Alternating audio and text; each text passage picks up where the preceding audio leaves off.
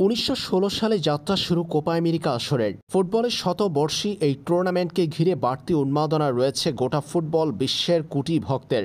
শতবর্ষী এই টুর্নামেন্টটি বরাবরই ১০ দলের অংশগ্রহণে আয়োজিত হলেও এবার যুক্তরাষ্ট্রে বসতে যাওয়া এই টুর্নামেন্টে অংশ নিচ্ছে ১৬টি দল।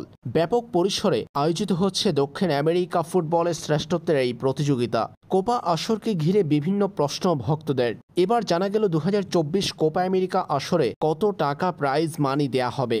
যুক্তরাষ্ট্র ভিত্তিক বিভিন্ন সংবাদ মাধ্যমের খবর থেকে জানা গেছে এবার কোপা আমেরিকা রেকর্ড করতে যাচ্ছে প্রাইজ মানির। আগামী মাসে অর্থাৎ জুনে শুরু হচ্ছে কোপা আসর। ২০২৪ কোপা আমেরিকা আসর শুরু হবে বর্তমান কোপা চ্যাম্পিয়ন আর্জেন্টিনার ম্যাচের মধ্য দিয়ে। ২১ জুন আর্জেন্টিনা কানাডার মধ্যকার লড়াইয়ের মধ্য দিয়ে শুরু হচ্ছে কোপা আসর।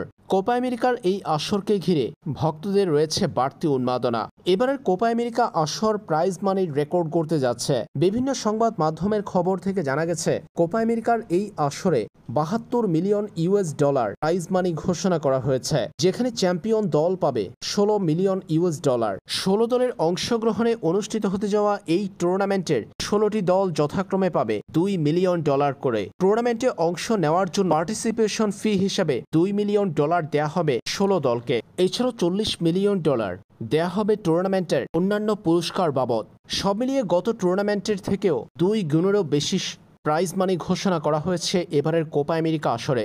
২০২১ সালের কোপা আমেরিকায় ১৯.৫ মিলিয়ন ডলার প্রাইজ মানি দেয়া হয়েছিল, যেখানে বিজয়ী আর্জেন্টিনা পেয়েছিল ৬.৫ মিলিয়ন ডলার। এবার টুর্নামেন্ট আয়োজন করছে কনমেবল ও কনকাসেফ। এই দুই ফুটবল ফেডারেশনের যৌথ আয়োজনে অনুষ্ঠিত হচ্ছে কোপা আমেরিকা আসর।